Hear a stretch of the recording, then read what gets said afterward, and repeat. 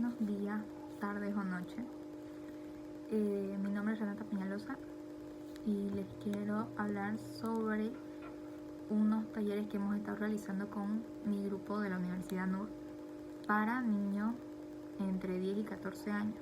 Nos enfocamos en el tema de promoción y educación en la salud para el bienestar integral del ser humano, la familia y la comunidad, pero nos fuimos por el punto de hábitos saludables en niños.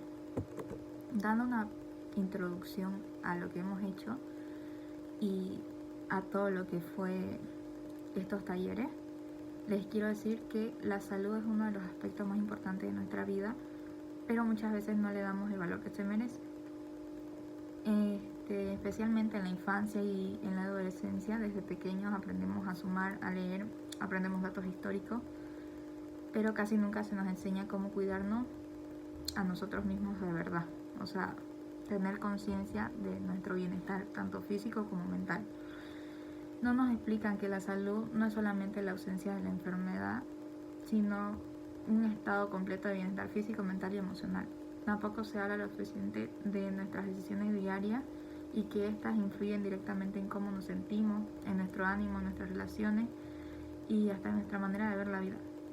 Porque si no estamos bien mentalmente, no podríamos estar bien físicamente, porque hay un dicho que dice el cuerpo siempre habla, y de esto se trata, de que si no estamos bien mentalmente, no podemos estar bien físicamente o contentos con nuestro cuerpo, con cómo nos sentimos. Entonces, a través de dinámicas, juegos, encuestas, conversaciones y mucha observación, descubrimos que muchos niños viven con malos hábitos sin saberlo, como por ejemplo dormir poco, desvelarse por estar en el celular, tener mala alimentación, no tener esas ganas de querer hacer ejercicio, moverse, jugar, sino de que tener malos hábitos sin que ellos se den cuenta. Y además no conocen las vitaminas y tampoco algunos saben de que por qué es importante lavarse las manos después de ir al baño, antes de comer, etc.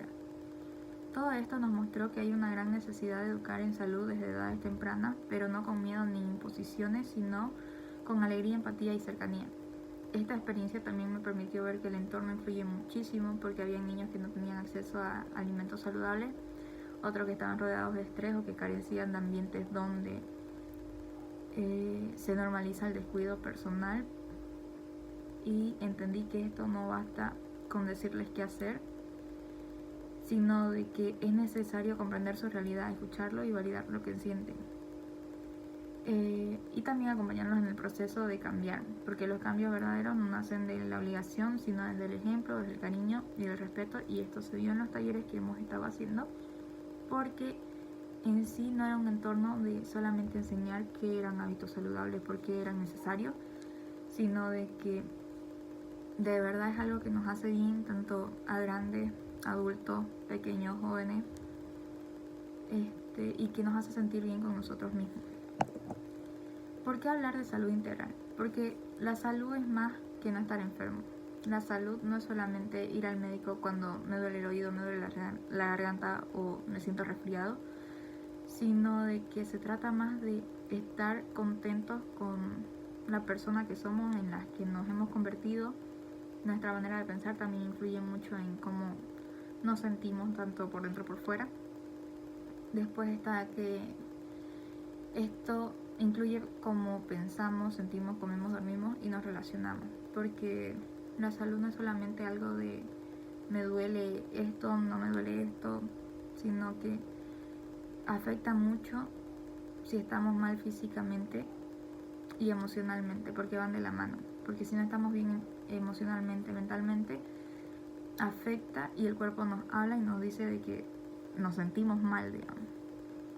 Muchas veces no se enseña desde pequeño a cuidarnos de verdad. Nos pueden decir de que abrígate cuando hace frío, no comas nada frío cuando te duele la garganta, pero esto no es cuidarse, esto es más como consejo para que no estemos resfriados o enfermos.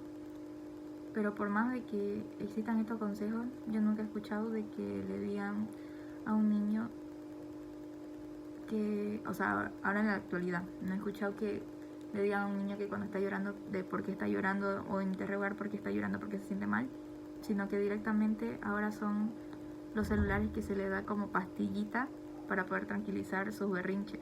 Y esto no se veía en los tiempos de antes, digamos.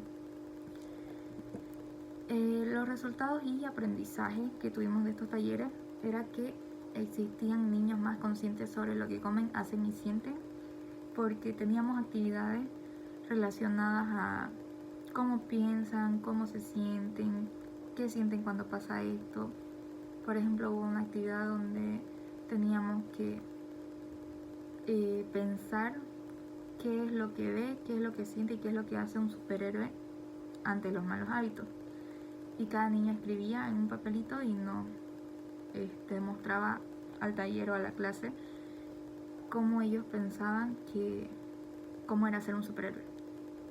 En el impacto personal, lo que más me hizo reflexionar, a pesar de todo el trayecto de este taller, fue de que yo también tengo malos hábitos y también afectan mis emociones.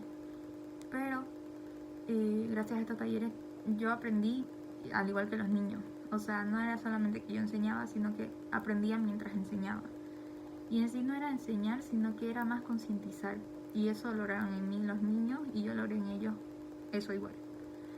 También valoré el poder estar acompañada y tener afecto de por medio, porque a pesar de que al principio nadie se conocía y había niños tímidos, después fue más familiar y era como de que los niños ya no se querían ir de esos talleres.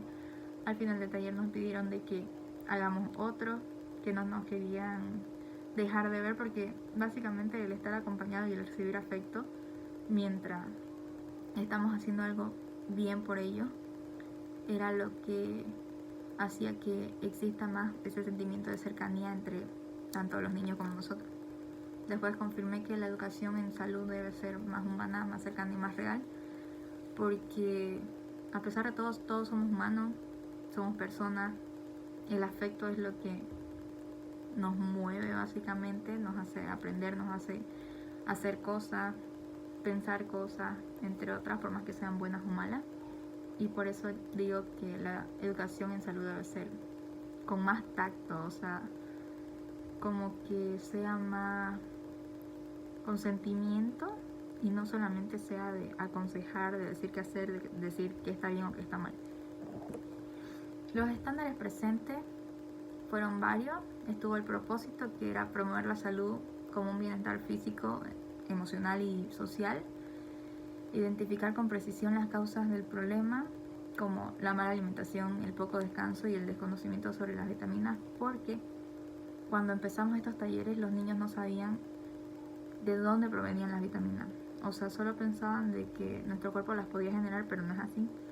Por eso necesitamos de frutas, verduras y hasta el sol, porque el sol nos da vitamina D.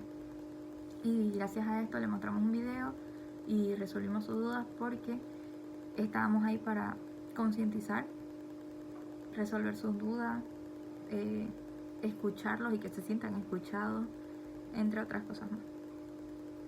También utilizábamos ejemplos reales que reflejaban la situación de los niños y adolescentes, lo que aportaba exactitud, porque los niños se abrían mucho con nosotros a pesar del tiempo, y así podíamos lograr como tener más confianza y ser un círculo donde sepan que los respetamos, somos personas que no los vamos a juzgar, porque todos los talleres les repetíamos que no existían las malas respuestas ni que nada era incorrecto, sino de que su manera de pensar estaba perfecta, ya sea buena o mala, y así no los hacíamos sentir juzgados.